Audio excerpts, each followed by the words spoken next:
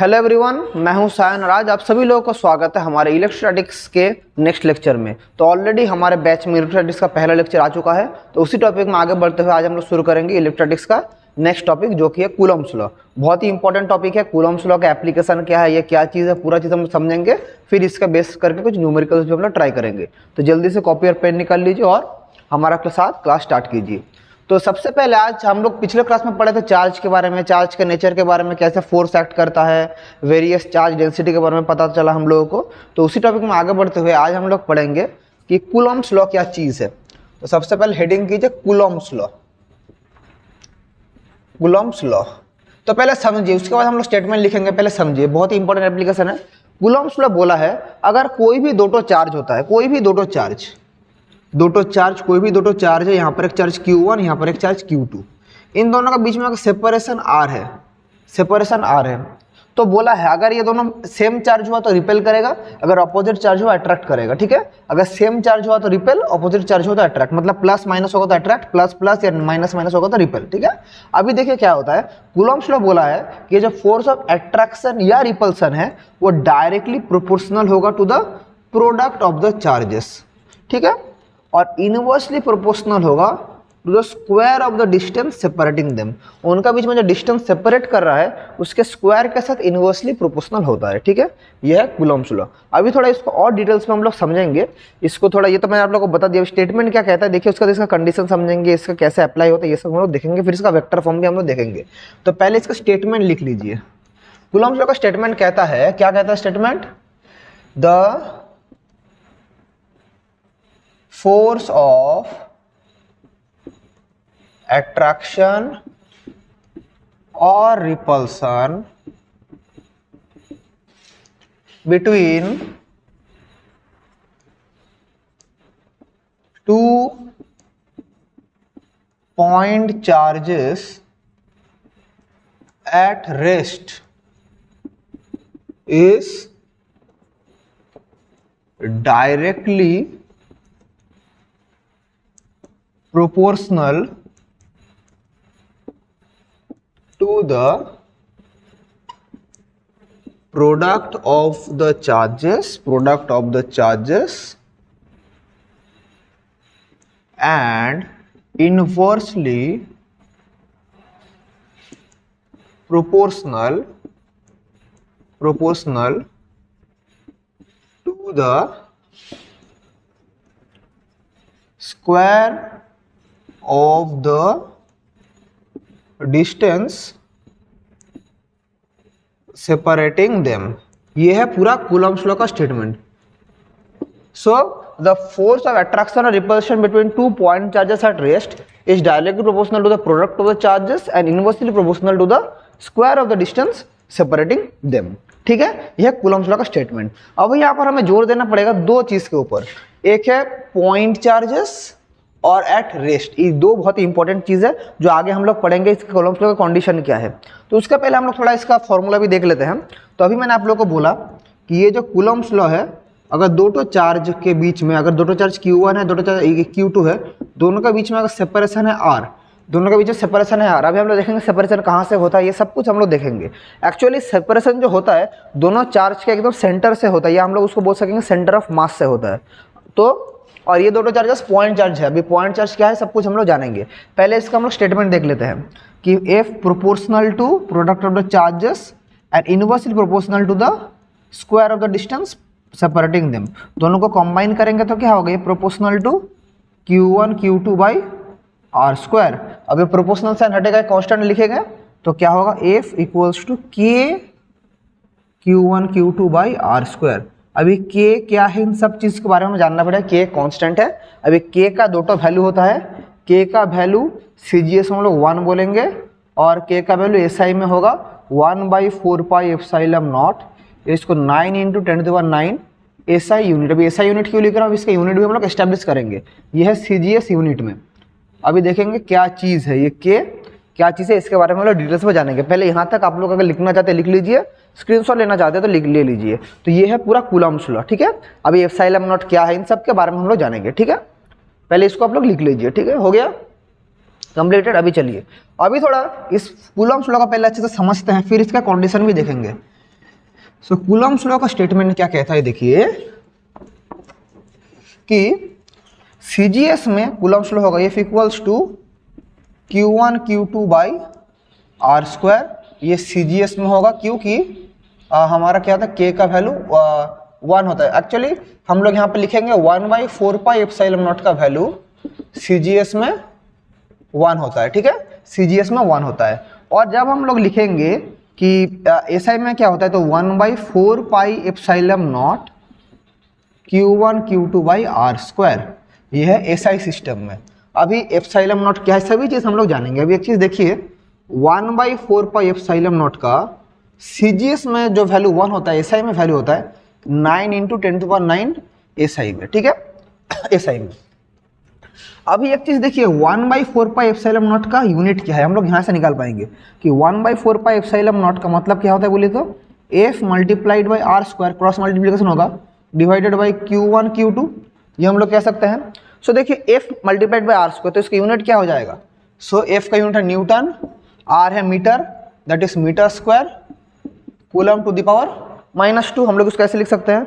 Similar thing जब हम लोग CGS में बोलेंगे तो क्या होगा, dyne centimetre square ESU to the power -2, ये CGS में है।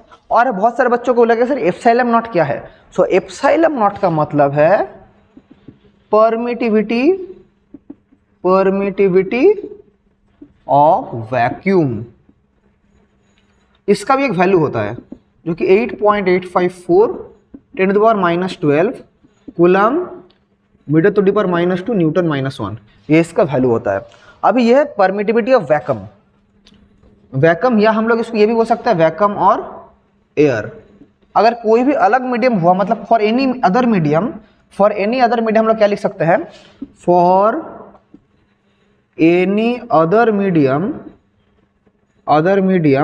एप्सिलॉन को बोलेंगे K एप्सिलॉन नॉट, जब पर K का मतलब है डाई इलेक्ट्रिक कांस्टेंट, K का मतलब है डाई इलेक्ट्रिक कांस्टेंट। अब डाई इलेक्ट्रिक कांस्टेंट क्या है हम लोग देखेंगे, और डाई इलेक्ट्रिक कांस्टेंट K जब एयर में होता है, डाई इलेक्ट्रिक कांस्टेंट एयर का वैल्यू 1 होता है, एयर या वैक्यूम का वैल्यू 1 होता है, इसलिए हमने यहाँ पर K नहीं लिखा। तो इसलिए कूलम्स लॉ का जो कंप्लीट स्टेटमेंट है, for any medium Coulomb's law का स्टेटमेंट होगा 1/4 पाई K एप्सिलॉन, मतलब हम लोग इसको ऐसे लिख सकते हैं 4 पाई एप्सिलॉन नॉट, नहीं सिर्फ epsilon, Q1 Q2 by R square. ये एप्सिलॉन का क्या लिखेंगे, K epsilon 1/4 pi K epsilon naught Q1 Q2 by R square. इसको हम लोग ऐसे भी लिख सकते हैं। एप्सिलॉन है किसी भी मीडियम का हमारा परमिटिविटी, कोई मीडियम का, और उसका वैल्यू है K into epsilon not. Epsilon not का वैल्यू ये है, और K अलग अलग मीडियम का डाइलेक्ट्रिक कांस्टेंट अलग अलग होता है। This is the complete statement of Coulomb's law. इसको पहले आप लोग नोट डाउन कर लीजिए, इसको आप लोग पहले नोट डाउन कर लीजिए, यह complete statement of Coulomb's law, ठीक है, इसको पहले आप लोग नोट डाउन कर लीजिए। अभी बोलेंगे सर डाइलेक्ट्रिक कांस्टेंट है क्या, एक्चुअली डाइलेक्ट्रिक कांस्टेंट का बहुत सारा डेफिनेशन है, हम लोग इसको ऐसे भी एस्टेब्लिश कर सकते हैं। पहले ये वाला तो लिख लिए ना, मैं मिटा रहा हूँ इधर, ऊपर थोड़ा मिटा रहा हूँ। देखिए हम लोग इसको ऐसे भी लिख सकते हैं कि हमारा डाइलेक्ट्रिक कांस्टेंट को हम लोग देखिए epsilon equals to K epsilon naught, so हम लोग यहाँ से लिख सकते हैं K equals to epsilon by epsilon naught, इसको एप्सिलॉन R भी बोल सकते हैं, मतलब रिलेटिव परमिटिविटी। तो डाइलेक्ट्रिक कांस्टेंट को हमारा और एक नाम है, डाइलेक्ट्रिक कांस्टेंट को हम लोग ऐसे भी बोल सकते हैं, इस कॉल्ड द रिलेटिव परमिटिविटी। हम लोग बोल सकते हैं कि dielectric constant is the relative permittivity, is the relative permittivity. इसलिए इसका कोई यूनिट नहीं है, इसलिए नो यूनिट, इसलिए K का कोई भी यूनिट नहीं है, तो यह रिलेटिव परमिटिविटी हम लोग बोल सकते हैं। तो डाइलेक्ट्रिक कांस्टेंट हर एक मीडियम का अलग अलग डाइलेक्ट्रिक कांस्टेंट होता है, सिर्फ एयर या वैक्यूम का डाइलेक्ट्रिक कांस्टेंट 1 होता है, इसके अलावा कोई भी मीडियम होगा उसका अलग अलग डाइलेक्ट्रिक कांस्टेंट होगा। तो इसलिए हम लोग इस तरह से कूलम्स लॉ को लिख पाते हैं। तो समझ पा रहे हैं आप लोग कैसे हो रहा है।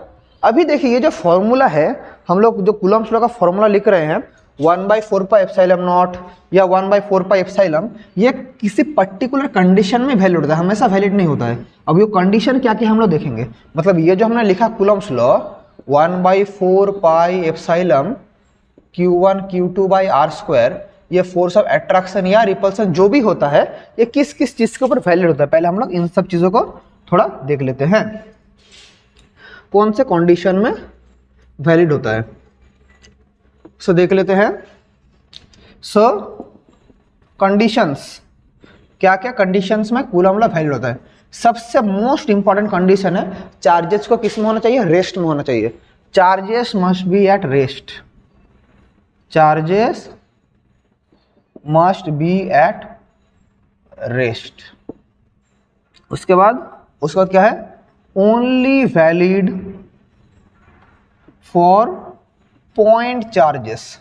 अभी बोलेंगे सर पॉइंट चार्जेस क्या है, अभी बोलेंगे सर पॉइंट चार्जेस क्या है। तो पॉइंट चार्जेस का मतलब है जब उनका सेपरेशन, वो जो सेपरेशन है वो इंडिविजुअल चार्जेस से बहुत ज़्यादा है। मतलब दोनों चार्ज के बीच में, यहाँ पर सोचिए जैसे दोनों चार्ज है, दोनों के बीच में जो सेपरेशन है, दोनों के बीच में जो सेपरेशन है ये दोनों चार्जेस का मैग्नीट्यूड से बहुत ज़्यादा होना पड़ेगा। That is separation of charges, that is separation between charges is much greater than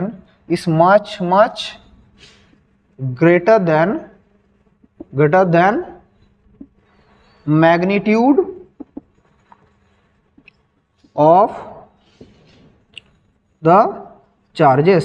of the charges, ठीक है, ये हमारा सेकेंड कंडीशन है। And what is the third condition, third condition हम लोग क्या बोलेंगे, थर्ड कंडीशन है जो सेपरेशन होगा, मिनिमम सेपरेशन एक न्यूक्लियस के साइज से ज्यादा होगा। That is minimum separation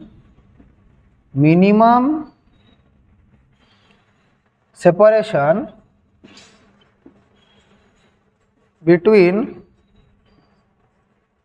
two charges must B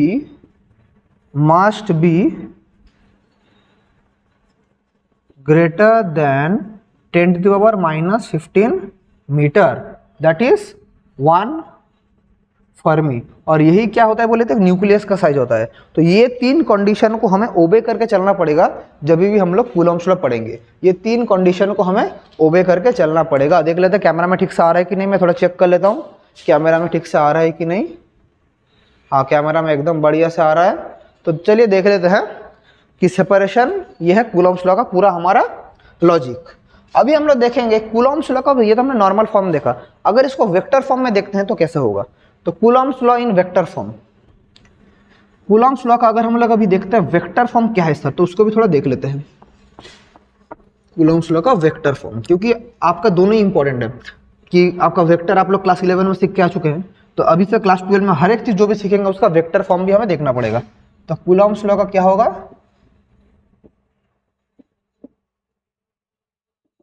vector form.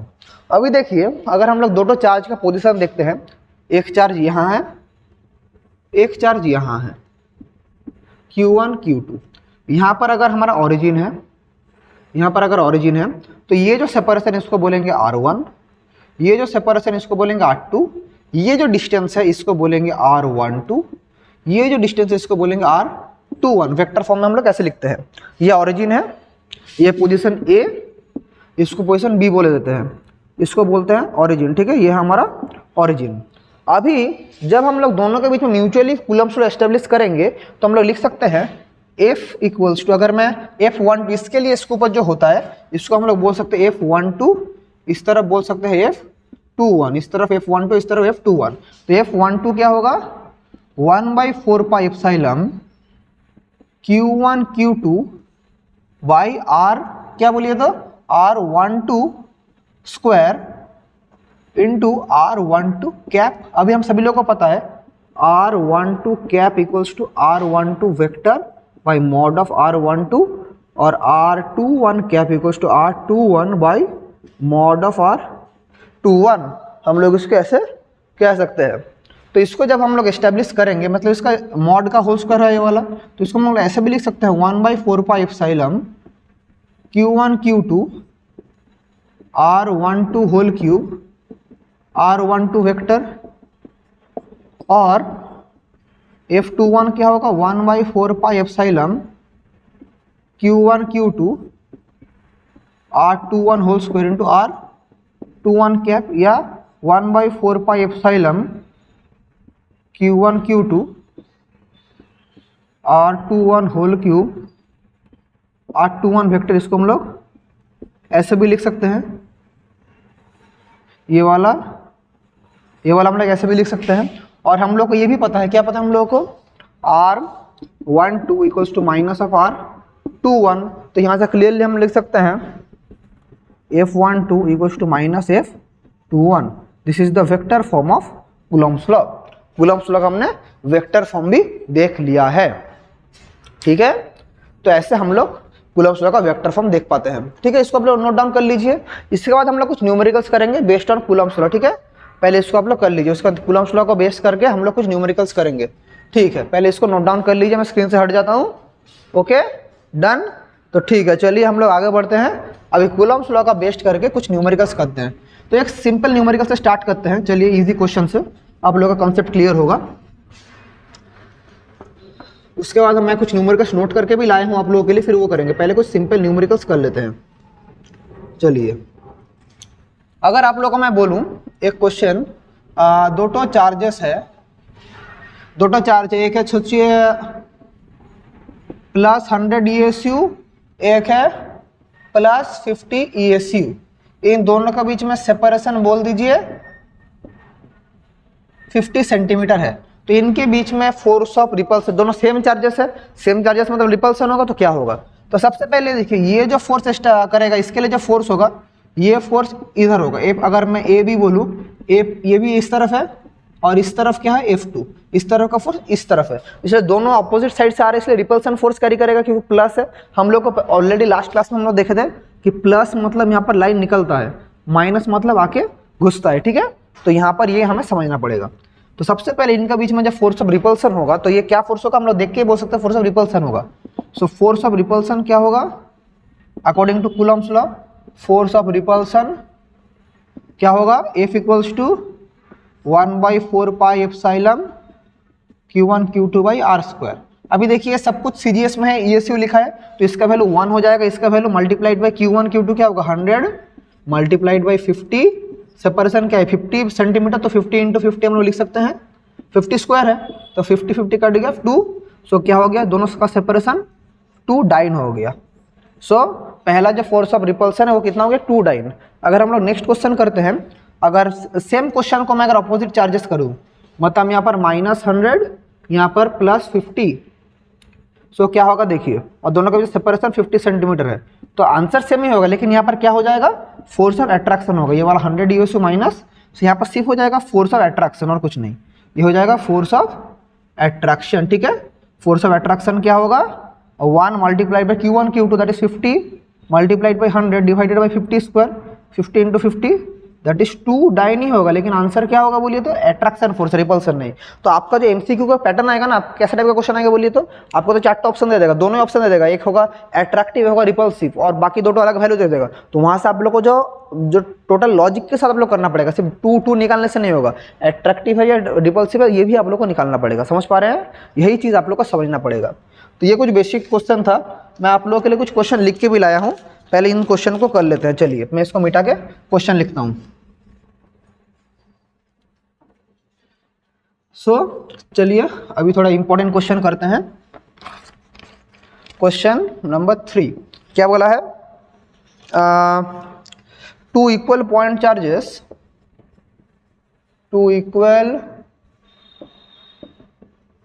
point charges placed in air 10 centimeter apart, 10 centimeter apart, and force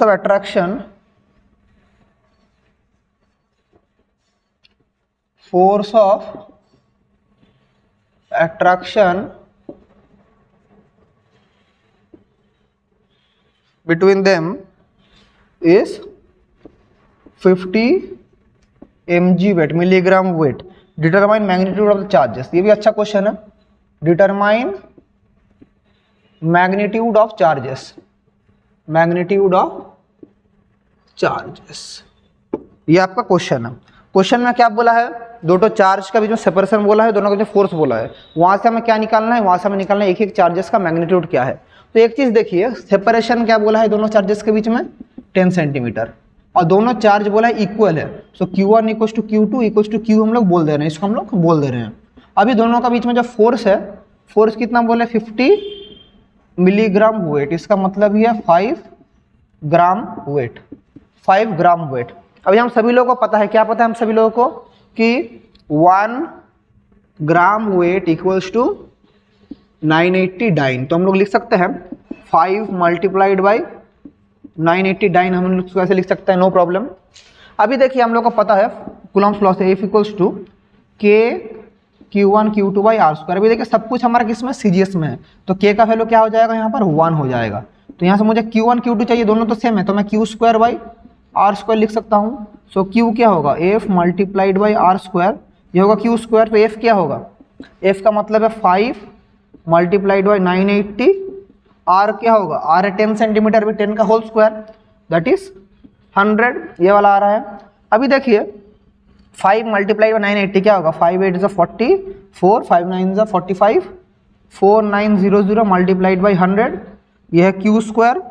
so Q क्या हो जाएगा under root of 4900 into 100 that is 770 into 10 that is 700 DSU, that is answer होगा क्या 700 DSU।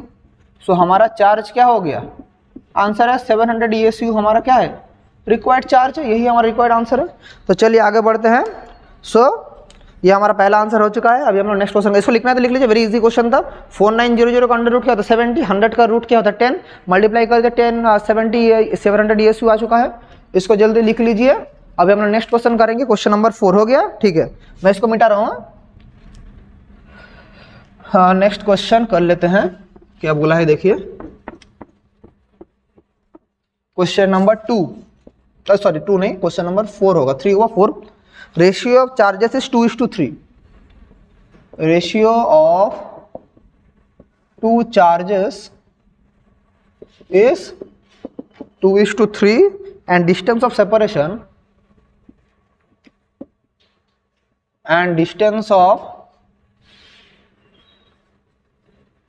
separation is 5 centimeter. 5 centimeter. Force of attraction, if force of attraction between them, force of attraction between them is 96 dyne. 96 dyne. Determine the magnitude of charge. Determine the magnitude of charges. ठीक है, तो अभी इन सबको थोड़ा हम लोग देख लेते हैं। ठीक है चलिए, सो क्या क्वेश्चन दिया है, दोनों के बीच में चार्ज का रेशियो दिया है 2:3, तो हम लोग को बोला Q1 is to Q2 equals to 2:3, तो हम लोग बोल सकते हैं therefore let Q1 equals to 2Q, Q2 equals to 3Q, हम लोग पकड़ ले रहे हैं इसको, 2:3 हो गया पकड़ ले रहे हैं, और डिस्टेंस ऑफ सेपरेशन कितना बोला है 5 सेंटीमीटर, तो force of attraction between them बोला है 96 डाइन, दोनों के बीच में फोर्स ऑफ अट्रैक्शन 96 डाइन है। अभी हमें एक एक चार्जेस निकालना है, तो सब कुछ देखिए फिर से किसमें CGS में है, तो हम लोग क्लियरली लिख सकते हैं F equals to Q1 Q2 by R square, क्योंकि सामने 1 CGS में है। सो Q1 Q2 का जगह हम लोग क्या लिखेंगे, यहाँ पर F का जगह क्या लिखेंगे 96 डाइन, Q1 Q2 का जगह 2Q 3Q, 2Q multiplied by 3Q, R square, R क्या है, R क्या है 5 centimetre, that is 5 multiplied by 5, that is Q square क्या हो जाएगा 96 multiplied by 5 into 5 divided by 2 into 3, 2 into 3 को हम लोग काट सकते हैं, 3 3 9, 3 2 6, 2 multiplied by 16 that is 16 multiplied by 25, तो Q क्या हो जाएगा under root of 16 multiplied by 25 that is 4 into 5 that is 20 ESU। ये Q आया है, लेकिन ये आंसर नहीं है, आंसर क्या है 2Q और 3Q है, तो Q हम लोग को निकल गया, तो हमारा रिक्वायर्ड चार्जेस क्या है 2Q और 3Q, देयरफॉर हम लोग लिख सकते हैं रिक्वायर्ड चार्जेस, फाइनल आंसर क्या होगा, रिक्वायर्ड चार्जेस Q1 क्या होगा, Q1 होगा 2Q, that is 2 multiplied by 20 that is 40 ESU, and Q2 क्या होगा 3Q that is 3 multiplied by 20 that is 60 ESU। So ये है हमारा required answer 40 ESU and 60 ESU। This are the required answer. पहले इसको लिख लीजिए, फिर हम लोग नेक्स्ट क्वेश्चन में जाते हैं।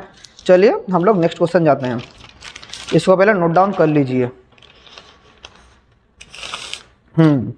अच्छा क्वेश्चन मिला सामने, इसको पहले करते हैं। क्वेश्चन नंबर 4 हुआ, अभी क्वेश्चन नंबर 5 करेंगे। चलिए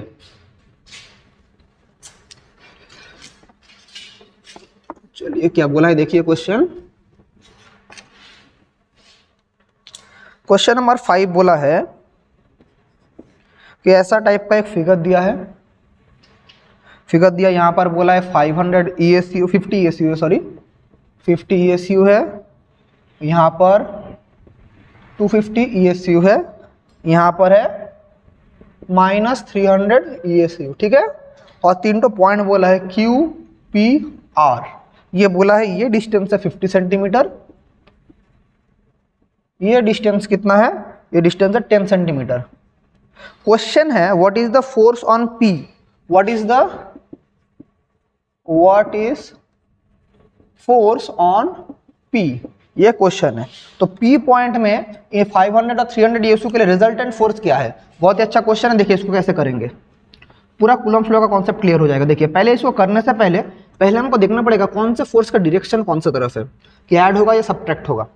पहले देखिए यहाँ पर ये प्लस है, ये भी प्लस 250 है, तो ये जो फोर्स होगा ये वाला फोर्स होगा किस तरफ, इस तरफ। ये देखिए प्लस है माइनस है, सो F2 किस तरफ होगा, ये फोर्स होगा इस तरफ। तो दोनों फोर्सेस सेम डायरेक्शन में, तो फाइनल फोर्स क्या होगा, ऐड हो जाएगा।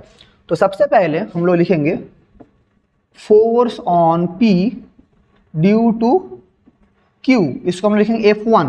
क्या होगा, हमारा K का वैल्यू 1 है, Q1 Q1 के 550 मल्टीप्लाइड बाई 25 है, 250 है।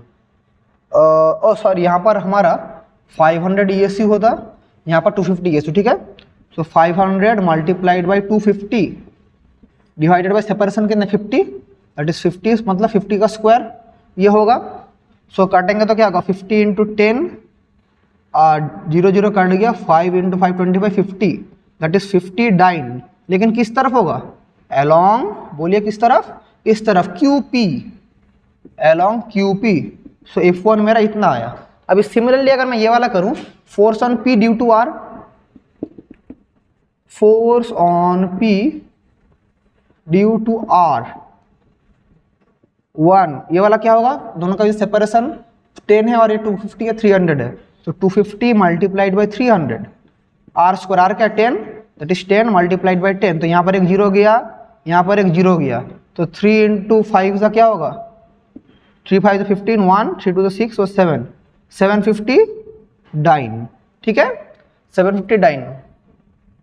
हाँ 750 डाइन, ये किस तरफ होगा, ये वाला along देखिए इस तरफ, along PR, ये वाला होगा along PR, ये है F2 PR। देखिए दोनों QP और PR सेम डायरेक्शन में है, तो हमारा रिजल्टेंट फोर्स क्या होगा, देयरफॉर टोटल फोर्स या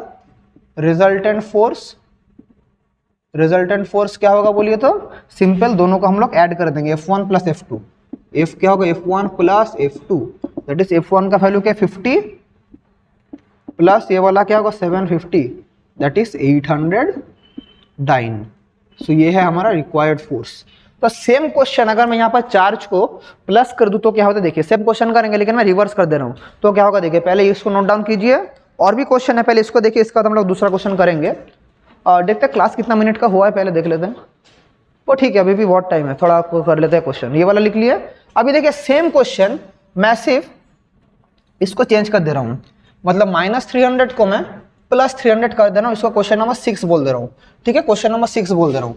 तो क्या होगा देखिए, सो पहले वाला का तो कुछ चेंज नहीं होगा, जो प्लस है वो वाला, अभी हमारा ये वाला चेंज हो जाएगा, force on P due to R। तो अभी देखिए F2 इस तरफ नहीं होगा, अभी प्लस है ना, तो F2 किस तरफ हो जाएगा, F2 भी इस तरफ हो जाएगा, ठीक है, F2 भी इस तरफ हो जाएगा। तो अभी force on P due to R क्या हो जाएगा, हमारा वैल्यू तो सेम होगा, मतलब 1 multiplied by 250 into 300 by 10 square, 0 0 काट गया, दैट इज हमारा 750 डाइन। लेकिन ये किस तरफ होगा, along RP होगा, ये चेंज हो जाएगा, along RP मतलब यहाँ से इस तरफ हो जाएगा। सो मतलब अभी जो रिजल्टेंट फोर्स होगा दोनों का माइनस करना पड़ेगा।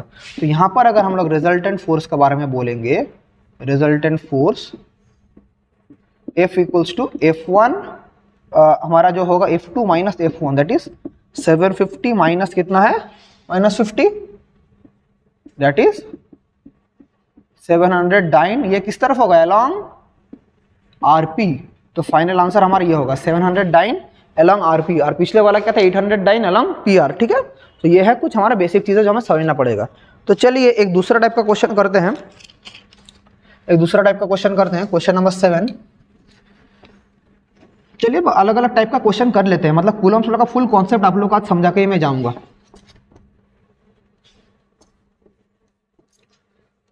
क्वेश्चन नंबर 7, सोचिए आप लोगों को मैं एक इक्विलेटरल ट्राइंगल देता हूं, ठीक है, एक आप लोगों को मैं इक्विलेटरल ट्राइंगल देता हूं, ये ऐसा टाइप का एक क्वेश्चन दे रहा हूं,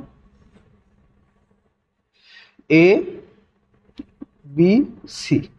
तो यहां पर एक चार्ज है Q, यहां पर एक चार्ज है Q, और यहां पर भी एक चार्ज है Q। सो इन दो चार्जेस के वजह से मतलब यहाँ पर A पॉइंट में टोटल फोर्स कितना यह हमें निकालना है, टोटल फोर्स कितना होगा, और इनका सेपरेशन मैं बोल रहा हूँ A है, हर एक साइड का लेंथ है A, हर एक साइड का लेंथ है A। तो इक्विलेटरल ट्राइंगल है, तो हमें क्वेश्चन है फाइंड फोर्स ऑन A हमें निकालना है। अभी एक चीज देखिए, यहाँ का अगर हमारा फोर्स है F1, इसका अगर मैं FB बोल दे रहा हूँ, यहाँ का फोर्स है FC, तो इसको हम लोग ऐसे लिख सकते हैं, इसका अगर चार्ज Q है यहाँ पर, तो एक फोर्स हमारा ये FC ऐसे चल जाएगा, ये प्लस है, हाँ पूरा सब तीनों को मैं प्लस बोल रहा हूँ, ये प्लस ये भी प्लस, तो इस तरफ चल जाएगा FC, इस तरफ चल जाएगा FB। ठीक है, अभी देखिए एक चीज़, ये 60 डिग्री है, ये 60 डिग्री है, ये 60 डिग्री है, सो ये वाला भी क्या होगा 60 डिग्री होगा। ठीक है, सो इन दोनों का जो रिजल्टेंट है वो इस तरफ जाएगा, ये है FBC में बोल दे रहा हूँ, दोनों का रिजल्टेंट है। और ये जो Q है, ये जो Q के लिए जो फोर्स है, A के लिए जो फोर्स है वो किस तरफ होगा, वो हमारा देखिए मैं क्या निकालने की कोशिश कर रहा हूँ, इसके लिए इसके ऊपर एक फोर्स होगा, इसके लिए इसके ऊपर फोर्स होगा, और दोनों का रिजल्टेंट होगा इस तरफ, ये हमें निकालना है। सो मैं सबसे पहले लिख सकता हूँ force on A due to B, अगर मैं बोलूँ तो FB क्या होगा, सो K दोनों का चार्ज Q है, Q square by A square, ये अलोंग किस तरफ होगा, अलोंग B, इसको मैं नाम दे रहा A, अलोंग BA।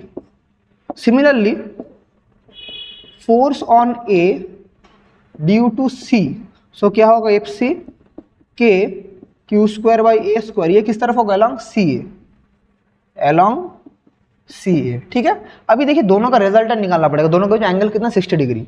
सो क्या होगा, रिजल्टेंट फोर्स ऑन A। अब सिंपल ऐड करना नहीं होगा, वेक्टर हम लोग सीखे हैं, वेक्टर ट्राइंगल और पैरेललोग्राम लो, तो F क्या होगा, root under of FB square plus FC square plus 2FB multiplied by FC cos 60 degree, इसी को मैं FBC भी बोल रहा हूँ। ठीक है, सो FB का स्क्वायर जो भी है, दोनों का वैल्यू तो सेम है, हम लोग को क्या पता चल रहा है, FB और FC दोनों का तो मैग्नीट्यूड सेम है, क्योंकि यहाँ से पता चल रहा है हम लोग को, तो हम लोग क्लियरली लिख पाएंगे, यहाँ पर क्या होगा 2 of FB square multiplied by 2FB square, cos 60 का वैल्यू क्या होता है 1/2, 2 कट गया, that is 3FB whole square under root, that is √3FB। तो क्या हो जाएगा, √3FB का वैल्यू क्या है, FB का वैल्यू है ये वाला KQ square by A square. तो हम लोग इसको ऐसे भी लिख सकते हैं कि हमारा जो फाइनल आंसर है कि FBC क्या हो जाएगा, √3KQ square by A square.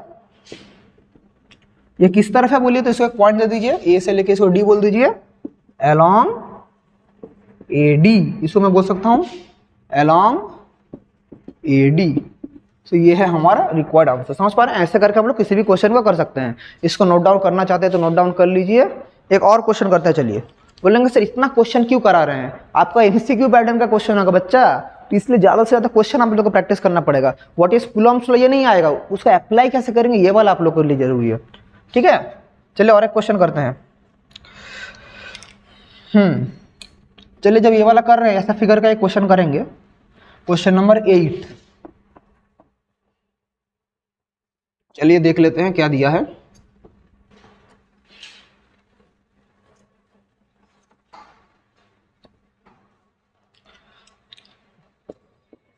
Question number 8 बोला है, ऐसा एक फिगर है, यहाँ पर एक जगह से दो तो बॉल ऐसा करके एक्सटेंड कर दिया गया है, यहाँ पर एक तो है, यहाँ पर एक तो है, ठीक है, और यहाँ पर ओ ए बी दिया है। क्वेश्चन में बोला है O A equal to O B 13 centimetre बोला है, और ए बी ये जो लेंथ है ए बी बोला है क्वेश्चन में 10 सेंटीमीटर, ठीक है, ये क्वेश्चन में बोला है। अभी दोनों का मास जो है, मतलब इसका जो मास है m1 इक्वल टू m2, दोनों का मास है 3 ग्राम, ये जो मास है इन लोगों का 3 ग्राम दिया है, और कुछ दिया है और कुछ नहीं दिया है। हमें फाइंड आउट क्या करना है, हमें जो यहाँ पर इसके लिए जो एक तार का जो टेंशन काम कर रहा है टेंशन निकालना है। क्वेश्चन है फाइंड टेंशन एंड चार्जेस, मतलब इन दोनों का चार्ज क्या है और टेंशन क्या है, ये वाला क्वेश्चन है। इन दोनों का चार्जेस क्या है, इन दोनों का चार्जेस क्या है, Q1 Q2 क्या है, और हमें इनका टेंशन क्या है ये फाइंड आउट करना है। अभी दोनों सिमिलर बॉल बोला है, क्वेश्चन में बोला है Q1 इक्वल टू Q2 है, इक्वल टू Q में पकड़ ले रहा हूँ, तो हमें क्वेश्चन में निकालना है कि Q का वैल्यू क्या है, टेंशन का वैल्यू क्या है, ये हमारा रिक्वायर्ड क्वेश्चन है, ठीक है। अभी पहले हम लोग फ्री बॉडी डायग्राम यहाँ पर बना लेते हैं। यहाँ पर एक बॉल का मास अगर m है तो इसका फोर्स कितना काम करेगा, mg, इसका भी सिमिलरली क्या काम करेगा, mg, ठीक है। ये अभी देखिए, अभी यहाँ पर एक चीज़ देखिए, ये वाला एंगल को अगर हम लोग थीटा पकड़े, ये वाला एंगल को अगर हम लोग थीटा पकड़े, तो इसके लिए टेंशन अगर टी इधर काम कर रहा है तो इधर क्या होगा, इधर होगा टी कॉस थीटा, इधर होगा T sine theta. Similarly tension है, इस तरफ क्या होगा टी कॉस थीटा, इस तरफ क्या होगा टी साइन थीटा। अभी बाहर की तरफ क्या काम कर रहा है बोले तो कूलॉम्स लॉ के लिए जो फोर्स है, क्योंकि दोनों फोर्स काम कर रहा है, तो बाहर के लिए कूलॉम्स लॉ का फोर्स काम कर रहा है क्यू चार्ज के लिए, यहाँ पर भी सिमिलरली एफ क्यू काम कर रहा है। अभी देखिए, अगर मैं यहाँ पर एक लाइन एक्सटेंड कर दूँ, इसको पॉइंट अगर मैं डी बोलूँ तो हम लोग वहाँ से निकाल सकते हैं। देखिए अभी हम लोग क्या पता है, अभी हमारा क्वेश्चन में हमें बोला है, क्या क्वेश्चन में बोला है कि ए बी 10 सेंटीमीटर है, ओ बी 13 सेंटीमीटर है, ठीक है। अभी हमें इन सब चीज़ों को लॉजिक यूज़ करके हमें निकालना है। अभी हम लोग कैसे निकालेंगे, अभी सबसे पहले हमें निकालना पड़ेगा क्या बोलिए तो ये थीटा का वैल्यू क्या है। अभी हमारे पास ओ बी का वैल्यू, ओ ए का वैल्यू दिया है, और टोटल देखिए ए बी का वैल्यू दिया है। ए बी का वैल्यू अगर हमारा 10 सेंटीमीटर होता है, सो ए डी का वैल्यू क्या होगा 10/2, दैट इज 5 सेंटीमीटर, मतलब इतना 5 सेंटीमीटर है ये वाला। तो एक चीज़ देखिए, ये वाला 5 है, ये वाला क्या है, ये वाला क्वेश्चन में 13 दिया है। सो हम लोग यहीं से साइन थीटा कॉस थीटा का वैल्यू तो निकाल पाएंगे। तो साइन थीटा का वैल्यू क्या है, साइन थीटा का वैल्यू परपेंडिकुलर बाय हाइपोटेन्यूज। अच्छा, तो मैं अगर इसको ये वाला 5 मिल गया 5 सेंटीमीटर, ये वाला 13 सेंटीमीटर, सो हमारा ओ डी का वैल्यू क्या होगा √13 स्क्वायर माइनस 5 स्क्वायर, तो मतलब 169 माइनस 25, तो अल्टीमेटली ये वाला 12 सेंटीमीटर आएगा, ठीक है। सो ये वाला वैल्यू क्या आ गया 12 सेंटीमीटर आ गया है। 12 सेंटीमीटर आ गया है तो sine theta cos theta tan theta कुछ भी वैल्यू निकाल पाएंगे, तो कोई प्रॉब्लम नहीं है। तो अभी देखिए यहाँ से हम लोग क्लियरली लिख सकते हैं कि डायग्राम से T sine theta equals to मैं mg लिख सकता हूँ, और यहाँ से क्या लिख सकता हूँ T cos theta equals to coulomb force. Coulomb force क्या है 1/4 पाई एप्सिलॉन Q1 Q2। तो अभी दोनों का चार्ज तो सेम है, दोनों का चार्ज सेम है, सो Q1 Q2 में कभी क्यू स्क्वायर, सेपरेशन क्या है दोनों का जो सेपरेशन है ए बी, मतलब हमारा जो सेपरेशन है A B square that is 10 centimetre, that is 10 square मैं लिख सकता हूँ, नो प्रॉब्लम। अभी अगर दोनों को मैं डिवाइड करूँ सो क्या होगा, दोनों को अगर मैं डिवाइड करूँ सो दोनों को डिवाइड करने से sine theta by cos theta, sine theta by cos theta mg divided by 1/4 pi epsilon naught Q square by 100, ये वाला क्या है tan theta equals to 1/4 pi epsilon naught mg multiplied by 100। अभी 1/4 पाई एप्सिलॉन को मैं k पकड़ रहा हूँ, k क्यू स्क्वायर अभी लिख के लग रहा हूँ, ठीक है। अभी मैं इसको k पकड़ रहा हूँ, ये जो पार्ट है इसको मैं k पकड़ रहा हूँ। अभी देखिए tan थीटा का वैल्यू हम सभी लोगों को पता है, कैसे पता है कि हमारा tan थीटा का मतलब क्या होता है, tan थीटा का मतलब है परपेंडिकुलर बाई बेस। परपेंडिकुलर क्या है 12, बेस क्या है ये वाला क्या है 5, तो tan थीटा का वैल्यू क्या होगा 12/5। तो वैल्यू पुट करेंगे आंसर आ जाएगा, तो मैं इधर मिटा के लिख रहा हूँ। और m1 m2 भी क्वेश्चन में क्या बोला है, m1 m2 क्वेश्चन में बोला है 3 ग्राम है।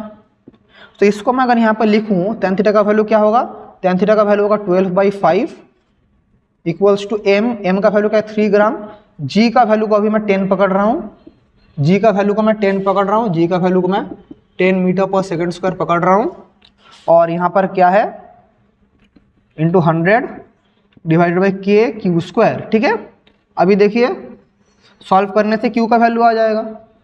सो क्यू स्क्वायर का वैल्यू क्या होगा 5/12 मल्टीप्लाइड 3 इंटू 10 इंटू 100।